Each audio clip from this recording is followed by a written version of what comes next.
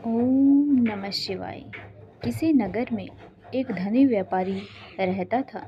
दूर दूर तक उसका व्यापार फैला था। नगर के सभी लोग उस व्यापारी का सम्मान करते थे। इतना सब कुछ संपन्न होने के बाद भी वह व्यापारी बहुत दुखी था, क्योंकि उसका कोई पुत्र नहीं था, जिस कारण अपने मृत्यु के पश्चात व्यापार के उत्तराधिकारी की चिंता उसे हमेशा सताती थी।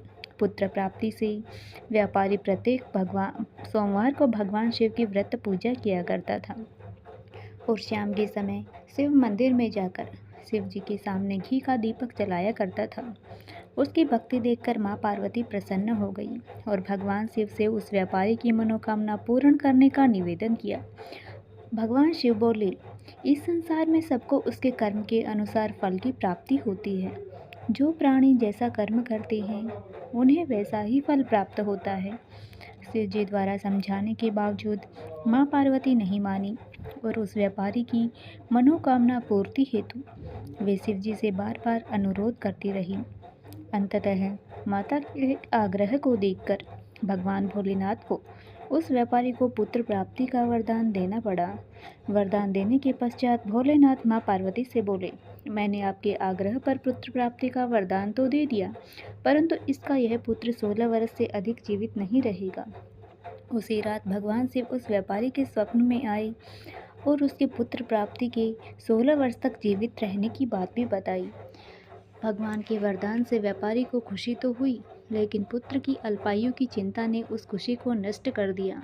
व्यापारी पहले की तरह सोमवार के दिन भगवान शिव का विधिवत व्रत करता रहा। कुछ महीनों के बाद उसके घर एक अति सुंदर बालक ने जन्म लिया और घर में खुशियां ही खुशियां भर गई।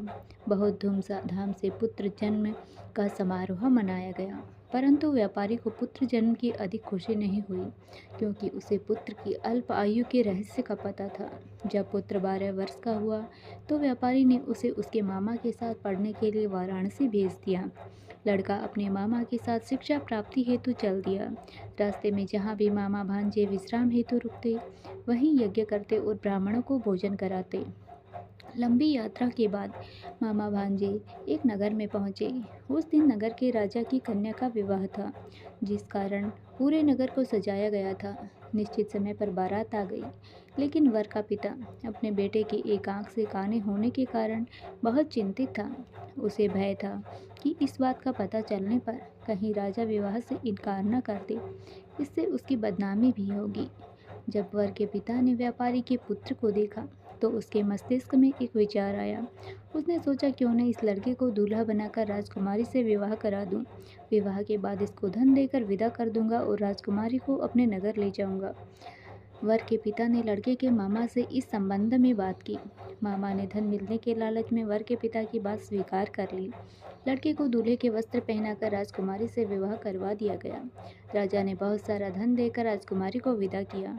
शादी के बाद लड़का जब राजकुमारी के साथ लौट रहा था तो वो सच नहीं छिपा सका और उसने राजकुमारी की ओढ़नी पर लिख दिया, राजकुमारी तुम्हारा विवाह मेरे साथ हुआ था।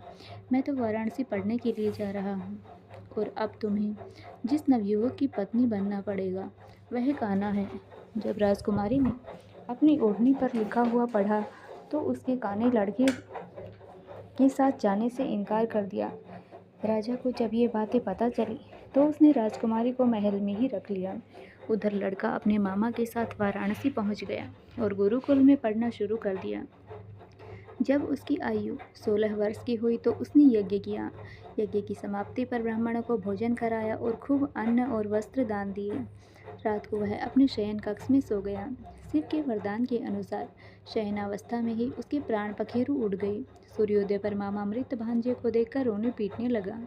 आसपास के लोग भी एकत्र होकर दुख प्रकट करने लगे। लड़के के मामा के रोने विलाप करने के स्वर समीप से गुजरते हुए भगवान शिव और माता पार्वती ने भी सुने। माता पार्वती ने भगवान से कहा, प्राणनाथ, मुझे इसके रोने के स्वर सहन नहीं हो रहे, आप इस व्यक्ति के कष्ट को दूर करें। भगवान शिव ने माता पार्वती के साथ अदृश्य रूप में समीप जाकर देखा तो भोलेनाथ माता पार्वती से बोले, यह तो उसी व्यापारी का पुत्र है जिसे मैंने 16 वर्ष की आयु का वरदान दिया था। इसकी आयु पूरी हो गई है। माँ पार्वती ने फिर भगवान शिव से निवेदन कर उस बालक को जीवन देने का आग्रह किया। माता पार्वती के आग्रह पर भगवान शिव ने उस लड़के को जीवित होने का वरदान दिया और कुछ ही पल में वो जीवित होकर बैठ गया। शिक्षा समाप्त करके लड़का मामा के साथ अपने नगर की ओर चल दिया। दोनों चलते चलते उसी नगर में पहुंचे जहां उसका विवाह हुआ था। उस नगर में भी यज्ञ का आयोजन किया।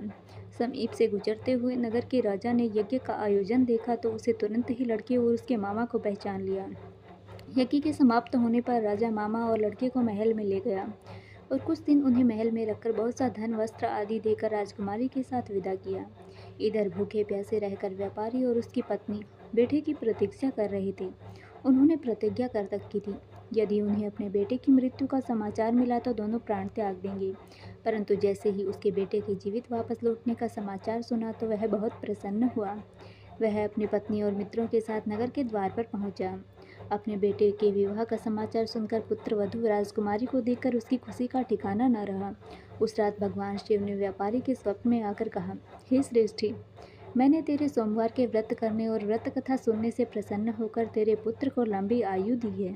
पुत्र की लंबी आयु जानकर व्यापारी बहुत प्रसन्न हुआ। शिव भक्त होने तथा सोमवार का व्रत करने से व्यापारी की सभी मनोकामनाएं पूर्ण हुई।